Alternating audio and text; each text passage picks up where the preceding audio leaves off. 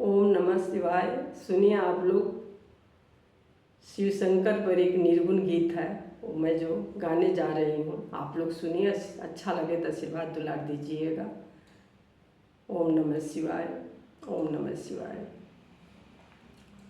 शिव गुरु भेज दियले डोलिया हो, हम चदरिया ओढ़ के जाई। शिव गुरु भेज दियले डोलिया हो, हम चदरिया ओढ़ के जाई। चदरिया ओढ़ के जाई, हम चदरिया ओढ़ के जाई। शिव गुरु भेज दियले डोलिया हो, हम चदरिया ओढ़ के जाई।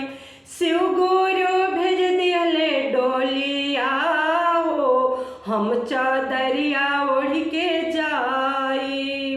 काहे खातिर पुतवा रोए, काहे के पतोहिया।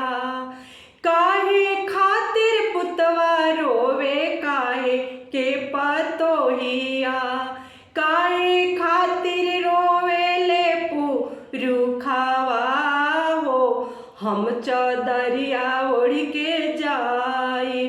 काहे खातिर वो रोवे ले पुरुखावा हो, हम चदरिया ओढ़ के जाई। धन खातिर पुतवा रोवे, काम के पतोहिया। धन खातिर पुतवा रोवे, काम के पतोहिया हो, काम के पतोहिया। सेवा खातिर रोवे ले पुरुखावा हो, हम चदरिया ओढ़ के जाई। सेवा खातिर रोवे ले पुरुखावा हो, हम चदरिया ओढ़ के जाई। शिव गुरु भेज दिहनी डोलिया हो, हम चदरिया ओढ़ के जाई। शिव गुरु भेज दिहनी डोलिया हो, हम चदरिया ओढ़ के जाई। काहे खातिर धियवा रोवे, काहे खातिर दामदा। काहे खातिर धियवा रोवे, काहे खातिर दामदा।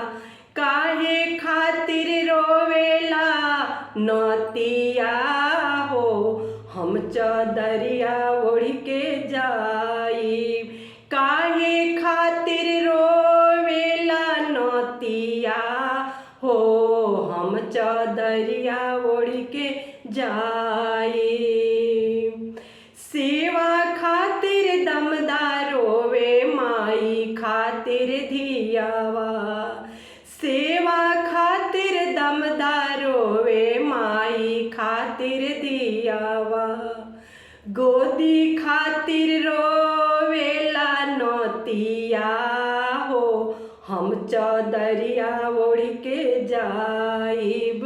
गोदी खातिर रोवेला नतिया हो, हम चदरिया ओढ़ी जाइब। शिव गुरु भेज दिहले डोलिया हो, हम चदरिया ओढ़ के जाइब। शिव गुरु भेज दिहले डोलिया हो, हम चदरिया ओढ़ के जाइब। शिव गुरु भेज दिहले डोलिया हो, हम चदरिया ओढ़ के जाइब। ओम नमः शिवाय। जय गुरु बहिना, गुरु भैया लोग। ओम नमः शिवाय। ओम नमः शिवाय।